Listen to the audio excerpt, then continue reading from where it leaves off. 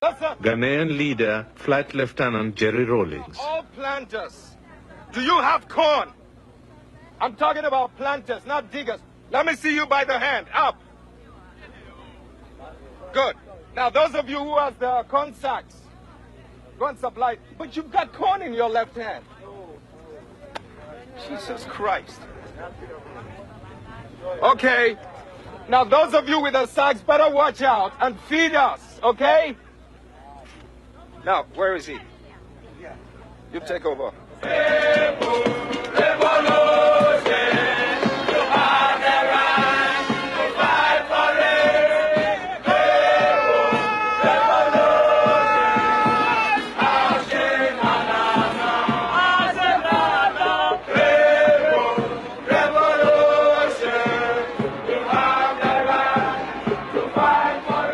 Under Rawlings, Ghana has rediscovered a sense of direction.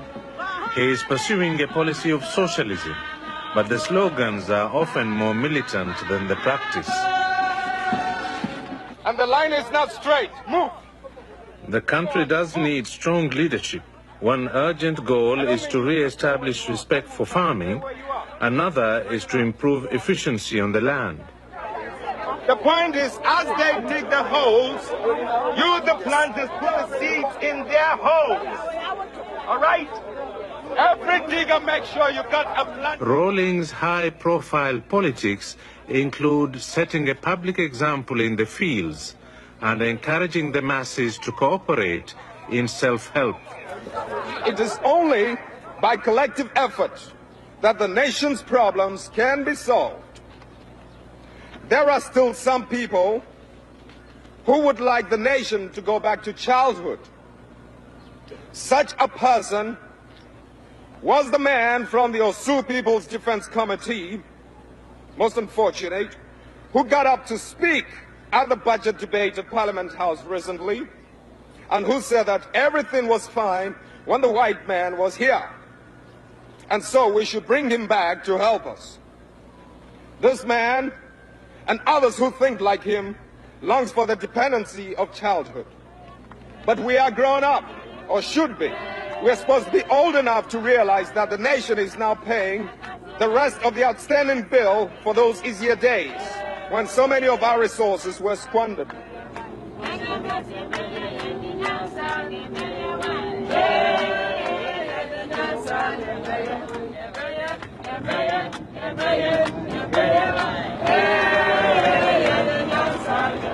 Although Rawlings is a military man,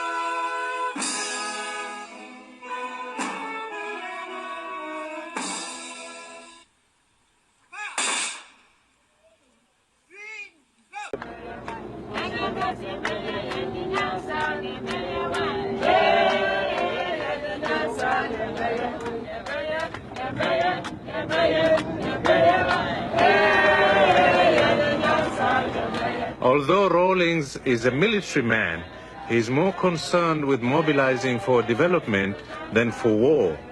His concept of economic conscription is an attempt to enlist more and more citizens into the process of production and social transformation. But Ghana's economy is fragile. The IMF has helped with loans, but ordinary workers still haven't seen much benefit. Political stability remains elusive, and Rawlings' own position is far from secure. To safeguard both his and the country's future, the Rawlings rhetoric now speaks of mobilizing both hoe and gun. The right to defend your freedom is a must. Sure. And the means of having to do so is something you will have to acquire. Oh no. It's a long way off. We've lost a lot of time in having to democratize violence. She means only being why you're here later. Oh no. Okay. Right from America to China to Russia. I mean, more like 10-year-old children can you be? Maybe it's the democratization of violence. Whoever took control of the bullets, guns, was obviously going to dominate you. And that's the way it's been. That's the way it is in the third world. The military's monopoly of the gun must be broken if the people are to prevail. Ironically, many Americans would agree with radical Rawlings that the people have a democratic right to bear arms. Whether that results in stability is another question.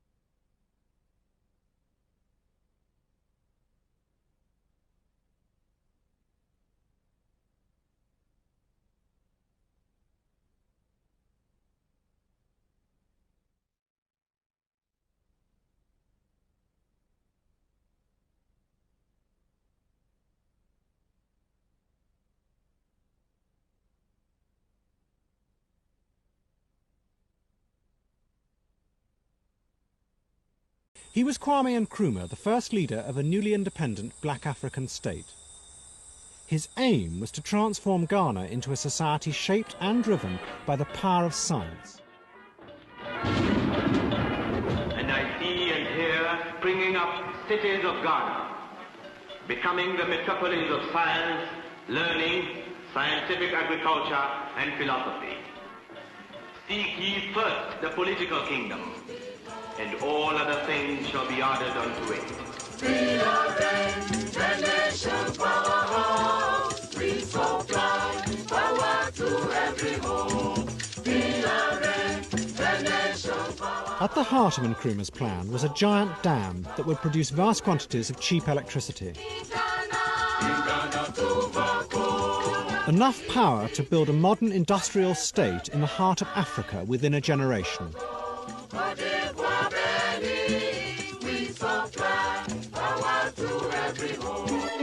But what Nkrumah did not foresee was that with the dam would come other, more dangerous forms of power which he could not control. Political and economic forces that would tear apart his vision of using science and technology to create a model for the new Africa. Nkrumah was, in my mind, a visionary, not a dreamer. In his mind's eye, he could see United States of Africa as United States of America. And he could see Africa coming together to form a viable unit, to become a world power in the shortest possible time.